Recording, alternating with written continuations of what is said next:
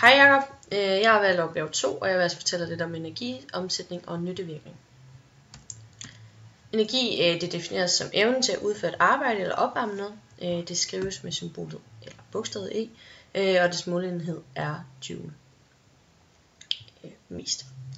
Et eksempel, hvor vi skal bruge energi, det er, hvis jeg skulle tage den her 8 kilo vægt op på det her 1,5 meter høje bord. Her har vi snakket om potentiel energi, da det er en form for oplagret energi eller beliggenhedsenergi. Den måde man udregner potentiel energi, det er M for masse, G for tyngdeacceleration, hvilket er 9,8 meter per sekund i anden, og højden, ja, H for højde.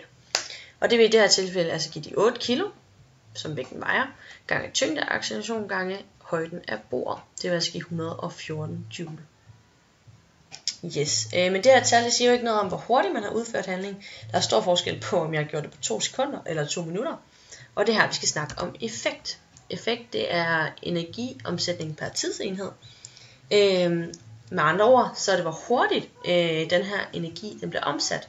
Man kan altså definere effekt som P for power, hvilket er lige med den omsatte energi målt i joule inden for et tidsrum målt i sekunder.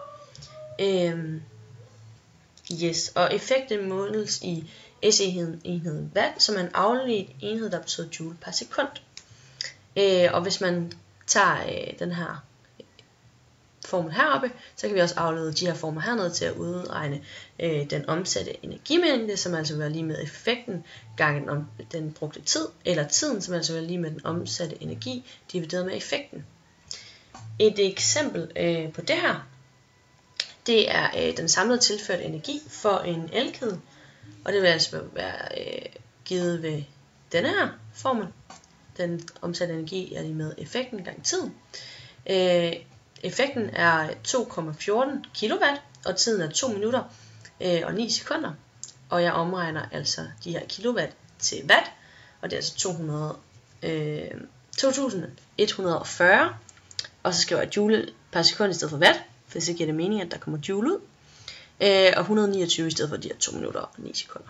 Det vil altså give den samlede energitilførsel på 276.060 joule.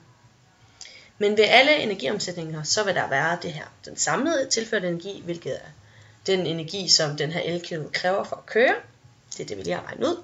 Og så nytteenergi, som er den energi, man skal udnytte, altså i den her tilfælde, den energi, som skal bruges til at varme vandet op i den her elkår.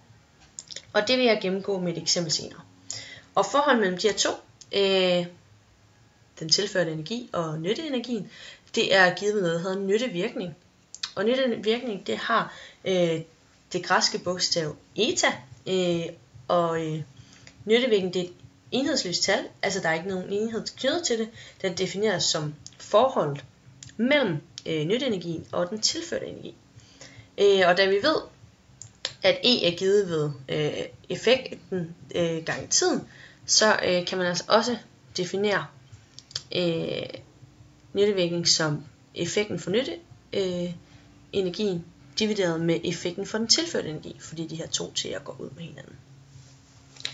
Yes, og nytteenergien, eller nyttevirkning, vil altid ligge mellem 0 og 1, da man aldrig kan få mere energi ud, end der bliver tilført til sammen. Yes, og så vil jeg komme med et lille eksempel herovre. Fordi vi er et forsøg om nyttevirkning ved opvarmning af vand, der blev bedt om at finde en nyttevirkning ved en elkedel, som er den jeg vil tage udgangspunkt i, en gryde med låg og en gryde uden låg. Og nytteenergien, den er altså givet ved M vand, som er massen af vandet, hvilket i det her tilfælde var 638 gram, og jeg skriver det i kilo, fordi det er SI-enheden. C vand, som er varmefylde, hvilket er 4180 joule per kilogram gange Celsius, og T-vand, som er temperatur ændring, altså starttemperaturen divideret med sluttemperaturen. Sluttemperaturen minus starttemperaturen. Og det vil altså give de her 680 joule. Den tilførte energi, det var den, vi regnede ud før. Den giver altså det her 276.060 joule. Yes. Og nyttevirkningen vil altså her være den, som sagt, nytteenergien, hvilket er det tal heroppe, divideret med den tilførte energi, som er det tal hernede, og vil altså give 0,734 i decimaltal, hvilket er 73,4, hvis vi omregner det til procent. Og i det her tilfælde, så er der en del af den her den elektriske energi er blevet omdannet til termisk energi inde i elkæden. Men det er dog ikke alt af den her energi, der er blevet brugt på opvarmning af vandet, fordi faktisk så er 26,6% jo ikke blevet brugt på det. Og i stedet er noget af den her energi blandt andet sluppet ud i omgivelserne, altså noget termisk energi i form af vanddamp, og samtidig så er der også noget, der er blevet brugt på den her lille lampe, der sidder og lyser. Yes, det var det, jeg havde.